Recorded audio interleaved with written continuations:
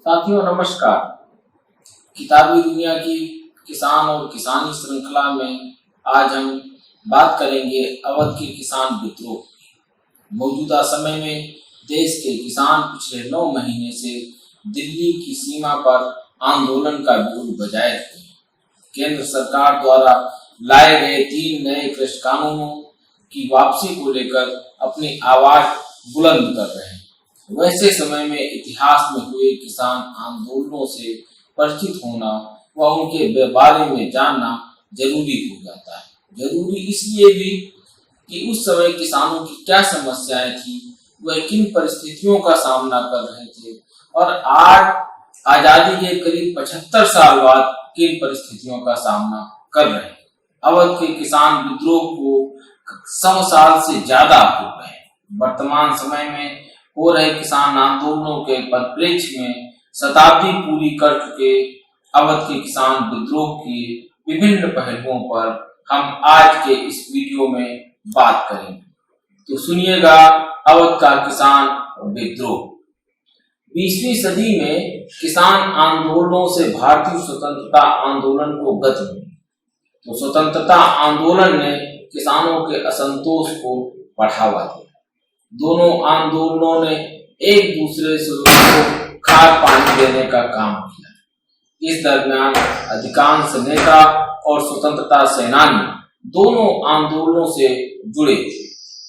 इन्हीं किसान आंदोलनों में अवध प्रांत के किसानों का आंदोलन शामिल, जहां किसानों का शोषण चरम पर था। जमींदारी उनसे मनमाना लगान वसूलते थे। जब मन करता नजराने की रकम बढ़ा देते थे। किसानों की जमीन से बेदखली कर देते थे। मनमाना टैक्स लगाते थे। ऐसे टैक्स कि सुनकर हंसी आ जाए। अफसर दौरे पर जाए तो कमिश्रावन, टिक मिश्रावन, लटियावन जैसे टैक्स लिए जाते थे। इसके अलावा राजौती, लड़ाई चंदा, घोड़ावन, हथियावन, धुरियावन, भूरावन, कोड़ावन, ग्रामोफोन, रावण, चारावन जैसे ना जाने कितने टैक्सों के भार से किसान दबे रहते थे। किसान उनकी मनमानी पर जीने को एक तरीके से अभिशप्त थे। पहले से महंगाई से त्रस्त किसान आक्रोश से भर। शोषण की मनमानी ने उन्हें संघर्ष के रास्ते पर बढ़ने को विवश कर दिया। किसानों के आक्रोश को देखते हुए होम रूल लीग आंदोलन से जुड़े लोगों ने उन्हें संगठित किया। गौरी शंकर मिश्र, इंद्र नारायण द्विवेदी और मदन मोहन मालवीय के प्रयासों से फरवरी 1918 में उत्तर प्रदेश किसान सभा का गठन हुआ। इस संगठन ने किसानों को बड़े पैमाने पर संगठित किया। जून 1919 तक सूबे की 173 तहसीलों में इसकी 450 शाखाएं गठित कर ली। किसान सभा ने प्रांत के किसानों को जागरूक किया। इसी के फलस्वरूप दिसंबर 1918 में दिल्ली में आयोजित कांग्रेस अधिवेशन में प्रांत के किसानों ने बड़ी संख्या में सहभागिता की। अपने अधिकारों के लिए जागरूक हुए किसानों का 1919 के अंत में संगठित विद्रोह सामने आया। प्रतापगढ़ जिले की एक जागीर में नाई धोबी बंद नामक सामाजिक बहिष्कार की पहली संगठित घटना घटी। राष्ट्रीय स्तर पर राजनीतिक गतिविधियां जोर पकड़ रही थीं। इन गतिविधियों से कदम ताल करते हुए अवध की तालुकेदारी में ग्राम पंचायतों के नेतृत्व में किसान बैठकें होने लगी, जिसमें झिंगुरी सिंह, दुर्गपाल सिंह सहित अनेक स्थानीय नेता अपनी भूमिका निभा रहे थे। कुछ समय बाद 1920 के मध्य में बाबा रामचंद्र नामक सज्जन आंदोलन में उभर कर सामने आए। उन्होंने आंदोलन की बागडोर संभाली, उसे सक्रिय और जुझारू बनाया। इस आंदोलन की विशेषता यह थी कि किसान बाबा रामचंद्र की जय के साथ गांधी जी की भी जय का नारा बुलंद करते थे। नारा कुछ इस तरीके था, गांधी बाबा कह गए भैया, अब तो आई है सूरजवाना। बाबा रामचंद्र लिहिन अवतारा, अब तो आई है सूरजवाना। बाबा रामचंद्र जून 1920 में प्रतापगढ़ और जौनपुर के किसानों के एक दल का नेतृत्व करते हुए इलाहाबाद पहुंचे। वहां गौरी शंकर मिश्र और जवाहरलाल नेहरू से मुलाकात की। उनसे गांव आकर किसानों के हालात देखने का आग्रह किया। कुछ समय बाद जवाहरलाल नेहरू ने गांव का दौरा किया, किसान सभा के लोगों से मुलाकात की। इसके विपरीत तालुकेदारों ने तेजी से उभरते किसान आंदोलन को कुचलने का प्रयास किया। इसी के तहत चोरी के एक झूठे आरोप में बाबा रामचंद्र सहित अनेक किसान गिरफ्तार कर लिए गए। इससे प्रतापगढ़ के किसान आक्रोश से भर गए। वे 4-5 हजार की संख्या में प्रतापगढ़ में जमा हो गए और जेल में बंद बाबा रामचंद्र से मुलाकात करने की मांग करने लगे। काफी समझाने बुझाने के बाद किसान वहां से वापस लौटे। करीब 10 दिन बाद अफवाह हुई कि बाबा को छुड़ाने के लिए गांधी जी प्रतापगढ़ आ रहे हैं। यह सुनते ही करीब 10,000 किसान बाबा को देखने के लिए प्रतापगढ़ में जुट गए। इस बार उन पर समझाने बुझाने का लेस मात्र का असर नहीं हुआ। वो तभी माने जब उन्हें आश्वासन मिला कि कल बाबा जेल से छोड़ दिए जाएंगे। इसके बावजूद किसान घर नहीं लौटे। वे प्रतापगढ़ के नजदीक नदी के किनारे अगले दिन की प्रतीक्षा करने लगे। वे तभी घर लौटे जब जेल से छूट कर आए बाबा को उन्होंने अपनी आंखों से देखा। बताया जाता है कि इस मौके पर लगभग 60,000 किसान जमा हुए थे। ब्रिटिश सरकार ने स्थिति को संभालने के लिए छुट्टी पर गए प्रतापगढ़ के तत्कालीन कलेक्टर बीएन मेहता को वापस बुलाया। मेहता ने चोरी का मनगढ़ंत वाला मामला रफा दफा कर दिया। साथ ही जमींदारों पर दबाव बनाया कि वे अपने रवैये में बदलाव लाएं। इस छोटी सी जीत ने किसानों को और अधिक उत्साहित कर दिया। वो इस बात से ताज्जुब हो गए कि आंदोलन किया जा सकता है और उसे जीता भी जा सकता है। इसी बीच कांग्रेस ने कलकत्ता अधिवेशन में असहयोग आंदोलन शुरू करने का फैसला किया, जिसमें अवध प्रांत के अनेक राष्ट्रवादी नेताओं ने शामिल होने की बात की। पर मदन मोहन मालवीय सहित कई नेता कांग्रेस के इस फैसले के खिलाफ थे। उनका मानना था कि आंदोलन संवैधानिक दायरे में होना चाहिए। ऐसे मतभेद उत्तर प्रदेश किसान सभा में भी उभर कर सामने आए। असहयोग आंदोलन में विश्वास जताने वालों ने 17 अक्टूबर 2020 को प्रतापगढ़ में अवध किसान सभा के नाम से एक समानांतर संगठन बना दिया। नवगठित संगठन ने प्रांत की उन सभी किसान सभाओं को अपने में मिला दिया जिनका हाल में गठन हुआ था। गौरी शंकर मिश्र, जवाहरलाल नेहरू, माता बदल पांडे, बाबा रामचंद्र, देवनारायण पांडे, केदारनाथ आदि के प्रयास से अक्टूबर अंत तक 330 किसान सभाएं नए संगठन में शामिल हो गई। अवध किसान सभा ने किसानों से बेदखल की गई जमीन न जोतने और बेगार नहीं करने की अपील की और अपील न मानने वाले किसानों के बहिष्कार की बात कही। किसानों से कहा गया कि वह अपने मामलों का निपटारा पंचायतों के माध्यम से कराएं। इसी बीच 20-21 दिसंबर को अवध किसान सभा की अयोध्या फैजाबाद में विशाल रैली, जिसमें करीब 1 लाख किसानों ने भाग लिया। रैली में किसानों पर हो रहे अत्याचार और शोषण को दिखाने के लिए बाबा ने अभिनय का सहारा दिया। वो रस्सी में बंधे हुए आए। इसके जरिए उन्होंने संदेश दिया कि किसानों की यही हालत है। अवध किसान सभा के आंदोलन की विशेषता ये थी कि उसमें ऊंची नीची सभी जातियों के किसान और नेता शामिल थे। इन घटनाक्रमों के बीच चंदनिया स्टेट के घेराव में गिरफ्तार किसान नेता अमोल शर्मा, बाबा जानकी दास और बद्री नारायण को छुड़ाने के लिए जुटे किसानों ने कसम खा ली कि जब तक वे अपने नेताओं को नहीं छुड़ा देते तब तक घर नहीं जाएंगे।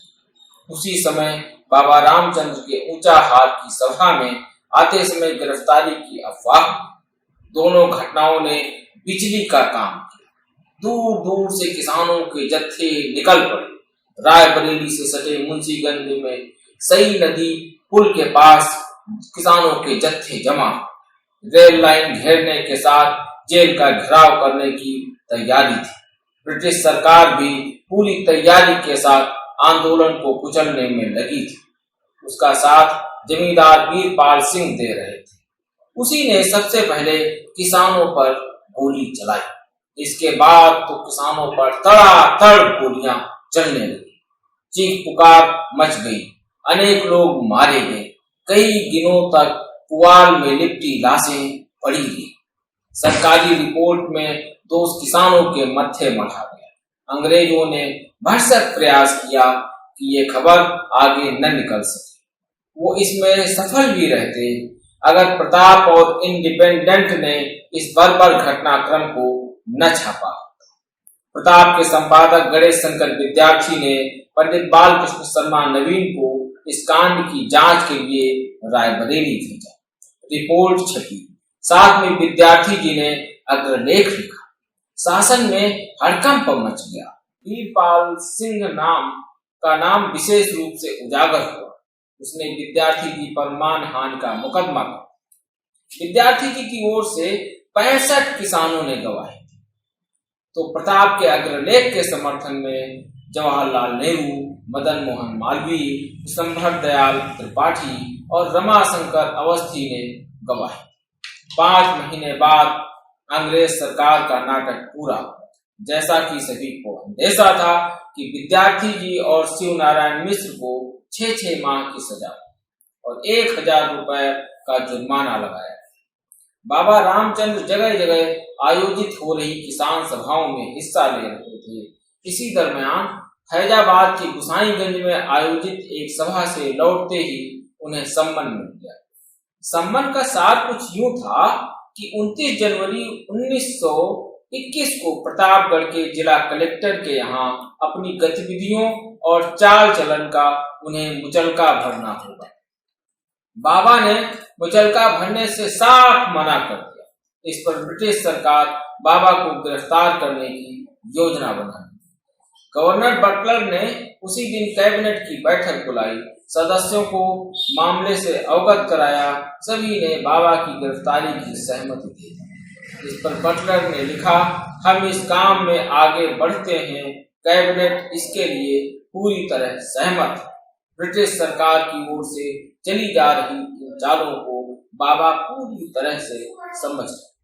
उन्होंने गुसाईगंज की सभा के बाद सरजू प्रसाद से कहा कि सरकार और कांग्रेस दोनों ही शायद नहीं चाहते कि हम काम करें, लेकिन तुम लोगों को इस मसाल को जलाए रखना है, कहीं बुझने नहीं देना है। तुम्हें तो वैसे भी सभी लोग छोटा बाबा रामचंद्र ही कहते हैं। इतनी मसाले जला दो कि ताल्लुकदार और उनकी पिट्ठू सरकार देखे कि किसान अब अंधेरे में नहीं और अपनी लड़ाई जरूर लड़ेगा। किसान सरकार ने सरजू प्रसाद को गिरफ्तार कर लिया। इसी दरमियान बाबा के पास असहयोग आंदोलन के परिप्रेक्ष्य में 10 फरवरी को बनारस में आयोजित कांग्रेस सम्मेलन को संबोधित करने का संदेशा आया। संदेशा लाने वाले गौरी शंकर मिश्र ने बताया कि महात्मा गांधी काशी विद्यापीठ का उद्घाटन करने आ रहे। यूपी किसान सभा के बहुत सारे नेता भी आएंगे। आपके पहुंचने से अवध के किसान भाइयों का भी प्रतिनिधित्व हो जाएगा। सहदेव सिंह और झिंगुरी सिंह ने साफ मना कर दिया, लेकिन गांधी जी वहां आ रहे हैं, इसलिए आ जाइए वाला दूसरा संदेश बाबा नहीं टाल सके। बाबा रामचंद्र तय तिथि पर काशी विद्यापीठ पहुंच गए। गांधी जी मंच पर विराजमान हुए। इतने में 6 सिपाही मंच पर चढ़ाए। बाबा से कहा कि आपको पूछताछ के लिए कप्तान साहब ने बुलाया। भीड़ ने हल्ला मचाया तो गांधी जी ने शांत कर दिया कि हमारे आंदोलन में त्याग और जेल ये 2 ही मुख्य हथियार। ये इस आंदोलन के लिए जेल जा रहे हैं। हमें इनके इस त्याग और कर्मठता की प्रशंसा करनी चाहिए। इस तरह बाबा पर ताजराते हिंद कि धारा 124A और 133A के तहत राजद्रोह और समाज में अशांति फैलाने का अभियोग लगाया गया। इसके लिए आधार बनाया कि उन्होंने जनवरी के प्रथम सप्ताह में बाराबंकी में जो भाषण दिया था उससे वैमनस्यता फैली। बाबा की गिरफ्तारी की सूचना फैलते ही हजारों लोगों ने बाराबंकी जिला कलेक्टर के दफ्तर को घेर लिया। फैजाबाद, रायबरेली, बाराबंकी में भारी विद्रोह की आशंका को देखते हुए उनके मामले की सुनवाई के लिए लखनऊ तय किया गया।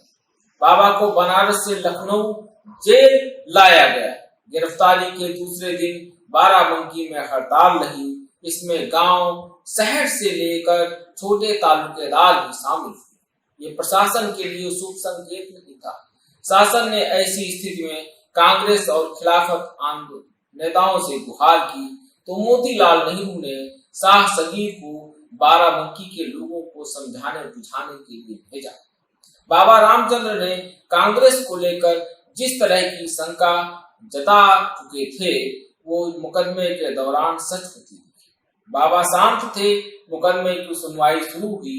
बाबा को पूरी आशा थी कि कांग्रेस का कोई नेता उनकी पैरवी के लिए जरूर भेजा जाएगा, लेकिन कोई नहीं आया। उन्होंने मौलाना शौकत अली का प्रस्ताव मुकदमे की पैरवी करने का धन्यवाद के साथ वापस कर दिया। सरकार को लिखा कि वह अपनी पैरवी स्वयं करना चाहते हैं और उन्हें अपने गवाह पेश करने की इजाजत दी जाए, नहीं तो उनका मुकदमा 5 लोगों की जूरी सुने, जिसमें 3 हिंदू और 2 मुसलमान।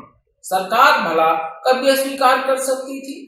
लिहाजा मुकदमे का ड्रामा चला और बाबा को 2 साल की सजा और 200 रुपए का जुर्माना भी हुआ। जुर्माना न भरने पर 6 महीने की सजा और बढ़ा दी जाए। बाबा ने चुपचाप सजा सुनी और कुछ न बोले। अवध में किसान आंदोलन का केंद्र प्रतापगढ़, रायबरेली, सुल्तानपुर और फैजाबाद था। बाबा के जेल जाने के बाद आंदोलन में बदलाव आने लगा था। बाजारों, मकानों, खेत खलिहानों की लूटपाट होने लगी। पुलिस से भिड़ंत की घटनाएं भी हो रही थी। कुछ घटनाएं अफवाह के कारण हो रही थी। मसलन मुंशीगंज और खररिया बाजार, रायबरेली में किसान नेताओं की गिरफ्तारी की अफवाह फैलते ही लूटपाट की घटना घटी। शेष घटनाएं तालुकेदारों के शोषण के खिलाफ किसानों के छोटे छोटे संघर्ष के रूप में सामने आ रही थी। इन संघर्षों को दबाना या कुचलना सरकार के लिए मुश्किल काम नहीं था। आए दिन संघर्षों को गोलियों से निशाना बनाया जा रहा था। किसानों, कार्यकर्ताओं और उनका नेतृत्व करने वाले नेताओं की गिरफ्तारियां हो रही थी। उन पर मुकदमे चलाए जा रहे थे। इस तरह की दमनात्मक कार्रवाई के कारण आंदोलन समाप्त हो गया। अनेक राष्ट्रवादी नेता किसानों की तरफ से मुकदमे लड़ते रहे, किसानों की पैरवी करते रहे। इस बीच प्रांत के दूसरे हिस्से के किसानों में नाराजगी बढ़ती गई। 1921 के अंत में पनपे इस असंतोष का केंद्र हरदोई, सीतापुर और बहराइच का इलाका था।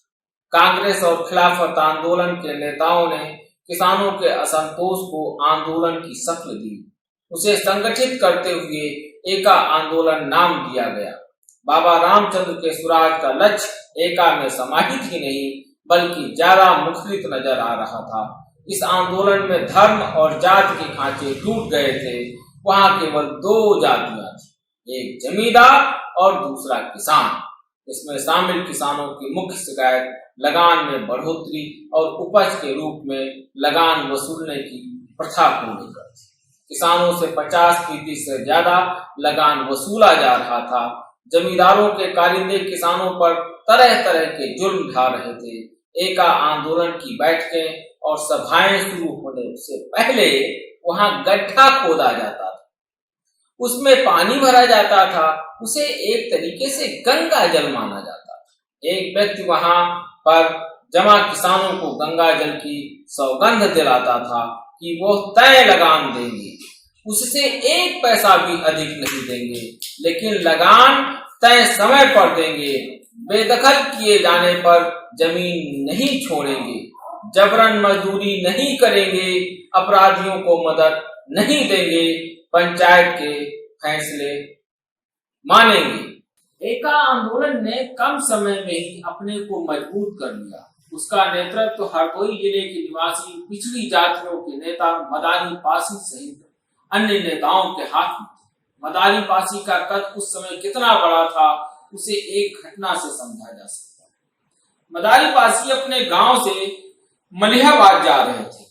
रास्ते में जिलेदार के कारिंदे को एक युवक और युवती को पेड़ से बांधकर पिटवाते देखा तो वो द्रवित होकर आक्रोश से भर उन्होंने दोनों को छोड़ने का हुक्म देते हुए कहा, सब लोग सुन लें, हमारा नाम मदारी है, मोहन खेड़ा।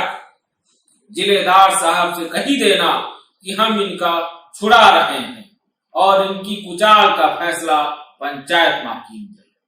वही के बड़े इनकी जात के पंचतियन से हम बात कर ले, मूलो इनका सतावागा तो हमते बुरा काबू न हो और कोनो फौजदारी भय तो फिर कांग्रेस बीच में आ जाएगी, ध्यान रखो।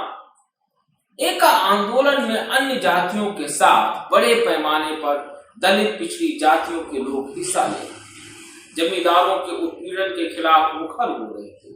हालांकि इस बीच उनके आंदोलन की दिशा को लेकर सवाल भी उठने लगे थे। राष्ट्रवादी नेता उससे अलग हो गए थे। मदारी पासी का आंदोलन एक तरह से जमींदारों और ब्रिटिश सरकार के लिए चुनौती भी बन गया था। सरकार ने किसी मामले में मदारी पासी की तलाशी के लिए 2000 से अधिक जवानों को लगाया था। गिरफ्तारी न होने के विरोध में ठाकुर मसाल सिंह ने यह मसला विधानसभा में उठाया। इसी का लाभ उठाते हुए ब्रिटिश सरकार ने दमन करते हुए 1922 के शुरुआती महीनों में एका आंदोलन को खत्म करा दिया।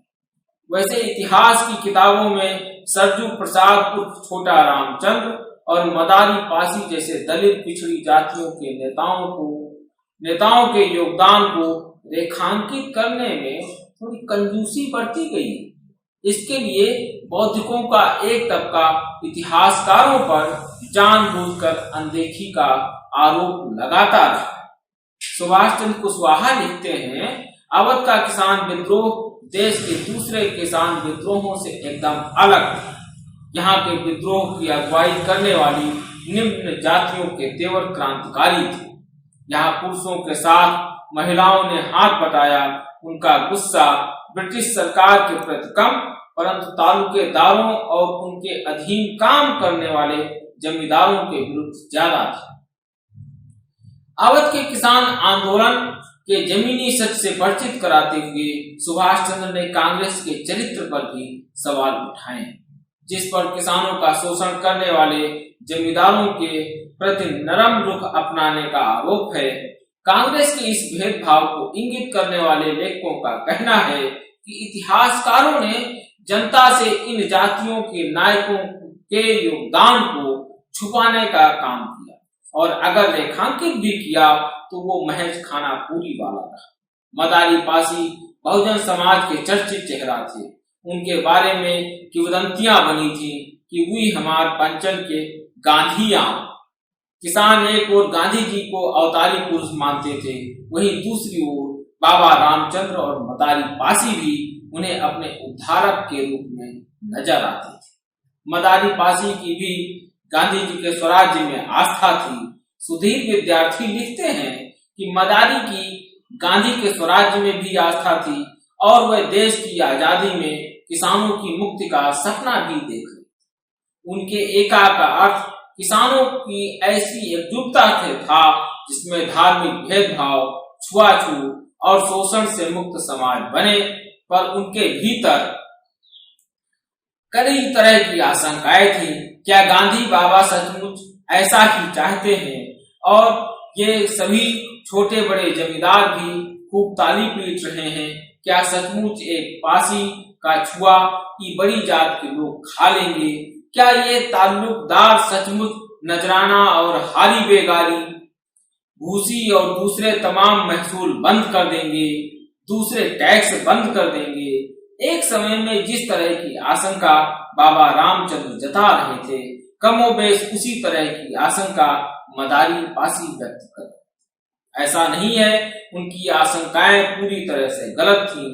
उनके साथ हुए घटनाक्रम भी उनकी आशंकाओं को बल दे रहे। साथियों, ये किसान अवध के किसान आंदोलन की कहानी थी। इस तरह अवध के किसानों ने आज से करीब 100 साल पहले किसान विद्रोह की मशाल जलाई थी। इस मशाल के जरिए वह इतिहास में अमर।